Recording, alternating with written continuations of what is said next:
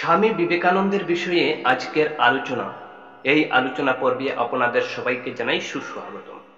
সেদিন ছিল সোমবার, পৌষ সংক্রান্তের দিন, 1863 খ্রিস্টাব্দের 12 জানুয়ারি। শুভ দিনের পুণ্য লগ্নে জননী ভুবনেশ্বরীর কুলে আলো করে আবির্ভাব হলেন নবযুগের পথ প্রদর্শক বিশ্ববরেণ্য স্বামী বিবেকানন্দ। পিতা বিশ্বনাথ দত্ত ছিলেন কলকাতা হাইকোর্টের অ্যাটর্নি। পিতামহ দুর্গাপ্রসাদ দত্ত ছিলেন বড় আইনজীবী। সেকালে ধনে মানে প্রতিপত্তিতে শিমুলিয়ার এই দত্ত বংশ ছিল উন্নত। দুর্গাপ্রসাদ দত্তের পিতা রামমোহন দত্ত ছিলেন সুপ্রিম কোর্টের জনৈক খ্যাতনামা আইনজীবী। তারই উপার্জিত অর্থে সংগঠিত হয় দত্ত বংশের প্রভাব প্রতিপত্তি। তারই ধনসম্পদের কীর্তিস্তম্ভ গৌরমোহন মুখার্জি স্ট্রিটের বিরাট প্রাসাদ। দত্ত মন্দিরে আজও পূজা পার্বণ লেগেই আছে।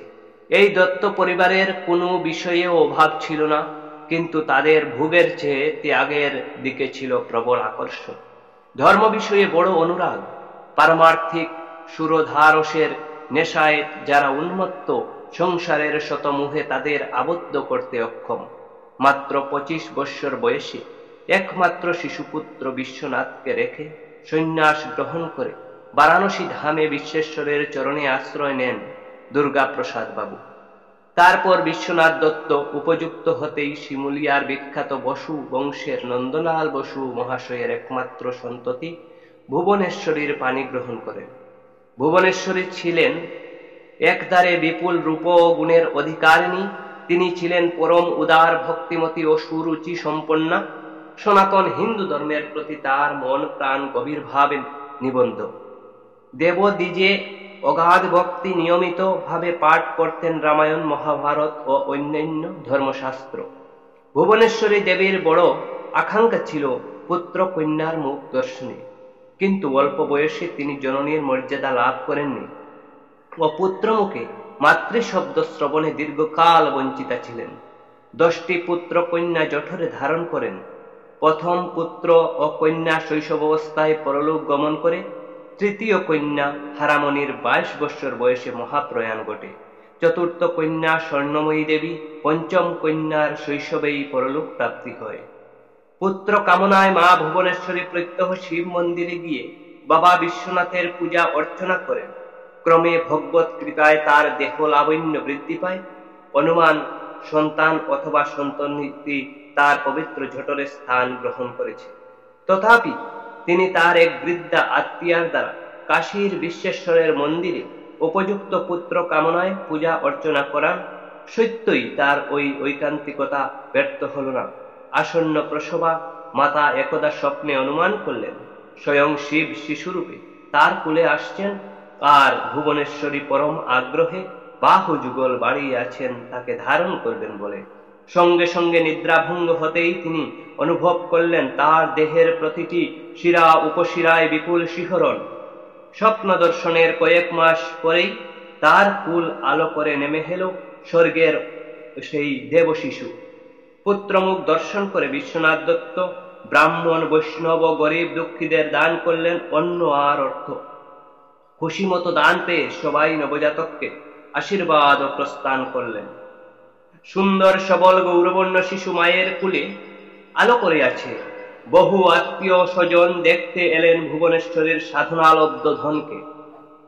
শিশুর রূপ দর্শন করে সকলে যেমন খুশি তেমনি বিস্মিত হলেন তার পিতামহ দুর্গা প্রসাদের অবয়বগত সাদৃশ্য দেখে। অনেকের মতে দুর্গাপ্রসাদ দত্ত বংশের মায়া কাটাতে পারেননি, আবার ফিরে এসেছেন। নামকরণের সময় কেউ কেউ বললেন এর নাম থাকুক দুর্গা দাস, কিন্তু মাতা ভুবনেশ্বরী শিশুর মকর লগ্নে কন্যা রাশিতে বিশ্বেশ্বরের আশিসে জন্ম বলেই নামকরণ করলেন বীরেশ্বর। ডাক নাম ছিল বিলে, আর ভালো নাম পিতৃদেব স্থির করলেন নরেন্দ্রনাথ। ভীষণ দুরন্ত হয়েছে বিলে, সবেমাত্র হামাগুড়ি দিতে শিখেছে। যে কেউ হাত বাড়ালেই তার গলা জড়িয়ে ধরে কুলে গিয়ে উঠে, আর এতটুকু শিশুর ঘুরতে ফিরতে সর্বদা লক্ষ্য মায়ের দিকে। হামাগুড়ি দিতে দিতে ঠিক লক্ষ্য পড়ে কে কোন দিকে গেল। দিদি স্বর্ণময়ীর কাছে খেলা করেছে শিশু। বেলা প্রায় দ্বীপ প্রহরে মাতা ভুবনেশ্বরী গেলেন শিবের মন্দিরে তার আরাধ্য দেবতা বিশ্বেশ্বরের পূজা অর্চনা করবার জন্য। পূজা শেষ করে হাতে বেলপাতা ফুল চন্দন নিয়ে বিলেকে খুঁজতে থাকেন মা। স্বর্ণময়ীকে একটু অন্যমনস্ক থাকতে দেখে শিশু ধীরে ধীরে হামাগুড়ি দিয়ে চলে আসে শিব মূর্তির পিছনে। এতটুকু টের পাননি ভুবনেশ্বরী। চারিদিকে যখন খোকা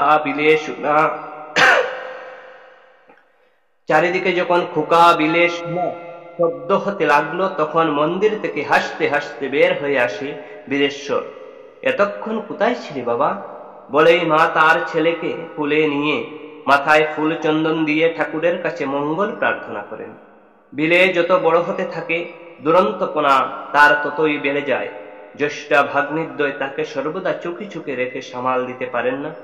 যতক্ষণ বিশ্বনাথ বাবু বাড়িতে থাকেন ততক্ষণ শান্ত, তারপর পিতৃদেব বাড়ির বাইরে গেলেই বিলের দুরন্তপনা বেড়ে যায়। খোকার বিরুদ্ধে বহুজনের বহু অভিযোগ নিত্যই আসে। ভুবনেশ্বরী কি করবেন ভেবে পান না। ছেলের দাপটে মাঝে মাঝে মাথা ঝিমঝিম করে। অন্যদিকে বিলের মস্তিষ্কে নিত্য নতুন উপদ্রবের উদ্ভাবন ঘটে। 3 বছরে পড়েছে এখন, আর তাকে ধরে কে রাখে? পাড়ায় এ বাড়ি সে বাড়ি, তারপর পথে ঘাটে দৌরাত্ম্য লেগেই আছে। কিন্তু শিশুর রূপে মুগ্ধ হয়ে সবাই তাকে ভালোবাসে। এক রোকা হয়ে উঠল বিলে। যা বায়না ধরে তা করবেই করবে। কোনো মতে দিদি ও মায়েরা তাকে বসে আনতে পারলেন না। ক্রমে দৌরাত্ম্যপনা বাড়তে থাকে। কত প্রলোভন, আদর, ভালোবাসা, পক্ষান্তরে ধমক ও ভীতি প্রদর্শন করিয়ে কোনো ফল হয় না।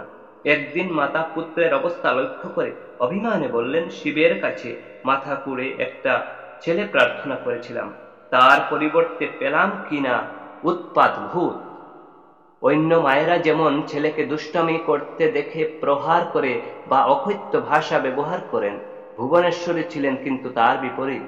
একরোকা হয়ে বিলে যখন কোনো কথা না শুন নিজের ইচ্ছা মতো দুষ্টামি করতে থাকে, মা তখন ক্রোধ ভরে কিছু না বলে অনেকটা জল নিয়ে তার মাথায় ঢেলে দিতেন আর বলতেন, শিব শিব। ভয় দেখিয়ে বলতেন, যদি দুষ্টামি করিস তবে শিব আর তোকে কৈলাসে যেতে দেবেন না। এমনি বলে দৌরাত্ম্য বন্ধ করে শান্ত হয়ে যেত। বুদ্ধি বিকাশের সাথে সাথে স্বাভাবিকভাবে নরেনের মন সাধু ভিখারির প্রতি আকৃষ্ট হতে থাকে। বাড়িতে ভিখারি এলেই সবার আগে ছুটে যাবে বিলে। যে যা চাইবে তাকে তাই দিলে তবে শান্ত হয়। একদিন বাড়ির আঙ্গিনায় বালক নরেন একাকী কাঠ পাথর নিয়ে খেলা করছে আপন মনে। হঠাৎ বাড়িতে প্রবেশ করল এক সাধু ভিখারি। করতাল বাজিয়ে সে রাধা গোবিন্দের একটা গান শুনিয়ে দিল। বালকটি গানটি শুনে ছুটে গেল ভিখারির কাছে, বাবা আমাকে কিছু ভিক্ষা দাও। সাধু ভিখারির কথা শুনে বিলে ছুটে যায় বাড়ির মধ্যে। তারপর কিছু চাল ও পয়সা এনে সাধু বাবাজিকে দেয়। সাধুজি বালককে আশীর্বাদ করে প্রত্যাগমনে উদ্যত হয়েছেন। এমন সময় বিলের প্রশ্ন, তুমি রান্না করে কিসে আহার করো? মাটির খোলা অথবা কলাপাতায়? সাধুজি উত্তর দেয়। তার কথা শুনে নরেন আর এক মুহূর্ত না দাঁড়িয়ে ছুটে গেল রান্নাঘরে। সেখান থেকে একটা কাঁসার থালা আর একটা বাটি এনে দিল সাধুকে। সাধু বললেন, না না, এগুলি আমাকে দিতে হবে না। ভুবনেশ্বরী এর দৃশ্য লক্ষ্য করে, দান করে ফিরিয়ে নেওয়া অন্যায়। তোমাকে যখন পাগল ছেলেটা দিয়ে দিয়েছে নিয়ে যাও। বয়সকালে আপনার ছেলে সাধারণ মানুষ হবে না বলে সাধুজি বিদায় নিল। আবার একদিন এক ভিখারিকে নিজের পরনের নতুন বস্ত্র দিয়ে চলে আসে। মাঝে মাঝে তো ধ্যান খেলা লেগেই আছে। এতটুকু বয়স থেকে বিলে একবারেই দান ধ্যানে পটু হয়ে উঠল। সেই সাথে তার অশেষ দৌরাত্ম্যপনাতেও পাড়া প্রতিবেশী সকলেই অস্থির। বাড়ির চাকরদের মধ্যে সহিসের সঙ্গে ছিল নরেনের বেশি হৃদ্যতা। ঘোড়ায় চড়ে দেশ বিদেশ পরিভ্রমণ আর নানান অজানা জিনিসের সাথে পরিচয় করতে তিনি মনে মনে চিন্তা করে কৌতূহল বোধ করতেন। সহসা একদিন পিতা পুত্রকে প্রশ্ন করলেন, বড় হলে তুই কি হবি বল দেখি? কোনো চিন্তা না করে নরেন্দ্র উত্তর দিল, সহিস। কিন্তু ভুবনেশ্বরী মাঝে মাঝে পুত্রের মুখমণ্ডল লক্ষ্য করে পিতামহ দুর্গা প্রসাদের কথা স্মরণ করে মনে মনে ভাবতেন, এত স্বাদের বিলে শেষ পর্যন্ত সন্ন্যাস হয়ে গৃহত্যাগ করবে নাকি? আবার সঙ্গে সঙ্গে চিন্তাধারাকে বাধা দিয়ে তার মঙ্গল কামনায় বিশ্বেশ্বরের মন্দিরে চলে যান। অষ্টপ্রহর দৌরাত্ম্য মুক্ত বিহঙ্গের মতো অগাধ গতি তার। এক সময় দিদিরা বসে গৃহের কাজ করছেন, আপন মনে খেলতে খেলতে সহসা বিলের মনে কি খেয়াল হলো, দিদির পিঠে কিল মেরে আর মাথায় চুল ধরে টেনে ছুট। মাথায় ও পিঠে ব্যথা লাগতেই সঙ্গে সঙ্গে দিদিও তার পিছন নিলেন। দিদি যত ছুটেন তার আগেই তীর বেগে যায় নরেন। বিলে বিলে এইভাবে ডাকতে থাকেন। আরো জোরে ছুটে গিয়ে নর্মদার মধ্যে দাঁড়ালো চঞ্চল বালক। দিদি আর এগিয়ে যেতে সাহস পায় না। সুযোগ পেয়ে বিলে তাকে মুখ্য দবান করে চিৎকার করে বলে, আয় আয়, ধরবি নাকি আয়, আমি তো আর ছুটে পালাচ্ছি না। দিদি জব্দ হয়ে দেখেছে বলে বিলের কত মজা। হাত মুখ বাঁকিয়ে কত অঙ্গভঙ্গিতে দিদিকে উত্ত্যক্ত করে এরূপ বিদ্রুপ করতে দেখে স্বর্ণমোহী সহস্য হয়ে ঘরে ফিরে আসেন। বালক যেমন দুরন্ত তেমন শিবের কথা বললেই শান্ত। এতটুকু বয়সে বিলের এই অসাধারণ অনুভূতির কথা চিন্তা করে ভুবনেশ্বরীর ভাবনা আকাশ পাতাল। আবার প্রায় কৌপিন সদৃশ ছোট কাপড় পরিধান করে সারা দেহে ঘুটের ছাই মেখে বিলে বলেন, আমি শিব সেজেছি। সেই অবস্থায় চলে বিশ্বনাথ বাবু জিজ্ঞাসা করেন, শিব সেজে তুমি আবার কাকে ধ্যান করছো? কেন, সবাই যাকে ধ্যান করে সেই ভগবান শ্রীহরি। কি করে জানলে? রামায়ণ মহাভারতে আছে, তুমি মায়ের কাছে গল্প শুনবে, তাহলে সব শিখে নেবে। এই কথা বলেই আবার ছুট অন্যদিকে। বাবা মার সস্নেহ আহ্বান তার কানে পৌঁছায় না। প্রতিদিন মায়ের কাছে বসে রামায়ণ মহাভারতের গল্প শোনা একটা অভ্যাস হয়ে গেল বিলের। রামায়ণের সীতার কথা শুনে যেমন দুঃখ হয়, তেমন রাবণের আচার ব্যবহারে ক্রোধ জন্মায়। সর্বাপেক্ষা বেশি আনন্দদায়ক বীর হনুমানের কাহিনী। হনুমানের মতো দুর্গম সমুদ্র অতিক্রম করে দূরদেশে যেতে তার বড় ভালো লাগে। রাম লক্ষ্মণ এমন কি সীতার প্রতি ভক্তিও তাকে কম উজ্জীবিত করে না। অন্তরে গেঁথে যায় ভগবান শ্রী রামচন্দ্রের পিতৃভক্তি, অলৌকিক সত্যনিষ্ঠা, শৌর্য ও মহত্ব। একদা কথক ঠাকুর দত্ত বাড়িতে রামায়ণ কথা পাঠ করছেন। অনেক শ্রোতা সেখানে আসেন। কয়েকশো প্রবীণা প্রতিবেশী রামায়ণ শ্রবণ করছেন। নরেন কথক ঠাকুরের পাশে উপবিষ্ট হয়ে এক মনে রাম কথা শ্রবণ করছেন। স্বভাবত চঞ্চল বালক আজ একাগ্রতা সহকারে শুনছেন রামগান। তখন তাকে দেখে মনে হচ্ছিল স্বয়ং রাম বোধ হয়ে বালকের শরীরে আশ্রয় নিয়েছেন। তারপর হনুমানের কথা আসতেই বিলের মনে জাগ্রত হয়ে বীরত্ব ভাব। এক সময় কথা প্রসঙ্গে কথক ঠাকুর বলে ফেললেন, হনুমান থাকেন কদলী বনে। কথাটা বালকের মনে গাঁথা হয়ে গেল। নরেন কথক ঠাকুরকে পরে জিজ্ঞাসা করলেন, আপনি যে বললেন হনুমান কদলী বনে থাকেন, তা কলা বাগানে গেলে কি তাকে দেখতে পাবো? নিশ্চয়ই কলা বনে গিয়ে বসে বসে হনুমানের ধ্যান করতে থাকো, নিশ্চয়ই দেখা পাবে। আপনি কোন সময় দেখেছেন? দেখার চেষ্টা করিনি, তবে রামায়ণের মধ্যে যখন লেখা আছে নিশ্চয়ই কলা বনে গেলে দেখতে পাবো। কথকের কথায় বালক নরেনের মধ্যে দৃঢ় বিশ্বাস জন্মালো। সত্যি সত্যি একদিন দুরন্ত বিলে কাউকে কোনো কথা না জানিয়ে প্রবেশ করলেন কদলী বনে। সেখানে বসে রইলেন সকাল থেকে সন্ধ্যা পর্যন্ত, কিন্তু হনুমানের লেজ পর্যন্ত দেখা গেল না। এই ঘটনায় বালকের মন ক্রোধে দুঃখে অভিমানে ভরে গেল। কদলী বনে সন্ধ্যার অন্ধকার নেমে আশাহত হয়ে ফিরলেন বালক স্বগৃহে। জননী ভুবনেশ্বরী তখন গৃহকর্ম সম্পূর্ণ করে সবেমাত্র বারান্দায় বসেছেন বিশ্রামের জন্য। বিলে অভিমান ভরে কাঁদতে কাঁদতে গিয়ে শুয়ে পড়লেন মায়ের স্নেহ শীতল কুলে। বিস্মিত ব্যস্ত হয়ে মা বারংবার জিজ্ঞাসা করেন, বিলে, ও বিলে, হঠাৎ তোর কি হলো? আর এতক্ষণ তুই ছিলি বা কোথায়? বালক কাঁদতে কাঁদতে অশ্রুভরা নয়নে মাকে জানান, সারাদিন কদলী বাগানে বসে ধ্যান করলাম, কিন্তু হনুমানকে দেখা পেলাম না। কেন মা? কথক ঠাকুর সেদিন রামায়ণ গান করতে করতে গিয়ে কি ভুল বলেছেন আমাকে? কথক ঠাকুর যে উক্তি করেছেন সেই উক্তির প্রতি সম্পূর্ণ বিশ্বাস বিলের রয়েছে, এ কথা বুঝতে পারলেন জননী। বালকের বিশ্বাসে আঘাত না করে বললেন, আজ হয়তো হনুমান প্রভু রামচন্দ্রের বিশেষ কাজে কোথাও গিয়েছেন। মায়ের কথা শুনে বিলে আর অশান্তির আগুনে পুড়তে পারল না। হাসতে হাসতে বললেন, রাম কত বড় লোক, তার তো অনেক কাজ। তাই হনুমান বাবাজি আজ কলার বাগান ত্যাগ করেছেন। আচ্ছা মা, অন্যদিন দেখা যাবে।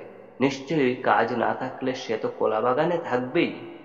বালকের মন থেকে এবার সন্দেহের মেঘ দূরে অপসারিত হলো। আর কোনোদিন তিনি হনুমান দেখবার জন্য কলা বাগানে গিয়েছিলেন কিনা জানা যায়নি। তবে রামায়ণের কথা শুনতে শুনতে তার মনের মধ্যে শ্রীরাম সম্পর্কে এমন প্রগাঢ় ভক্তি জেগে উঠল, রাম সীতাকে ধ্যানে লাভ করার জন্য বাজার থেকে তাদের মূর্তি কিনে নিয়ে এলেন। তারপর ছাদের উপর উঠে চিলেকুটার মধ্যে প্রবেশ করে রাম সীতার মূর্তিটি বসিয়ে ফুল বেলপাতা দিয়ে পূজা করলেন। পূজা শেষে চোখ বুজে বসলেন ধ্যানে। আরাধ্য দেবতাকে সম্মুখে রেখে তিনি ধ্যানে নিবিষ্ট। এমনি করে দিনের পর দিন বিলের কেটে যায়। অনেক সময় শরীরটাকে ঝাঁকানি দিয়ে তার ধ্যান ভাঙাতে হয়। তো তো সবাইকে নমস্কার জানিয়ে স্বামী বিবেকানন্দের জীবনী প্রসঙ্গের প্রথম ভিডিওটি সমাপ্ত করলাম। সবাই চ্যানেলটি সাবস্ক্রাইব করে রাখবেন এবং অন্যের কাছে শেয়ার করে দিবেন। দ্বিতীয় ভিডিওটি অবশ্যই শীঘ্র নিয়ে আসবো, অপেক্ষায় থাকবেন। ধন্যবাদ সবাইকে। হরে কৃষ্ণ।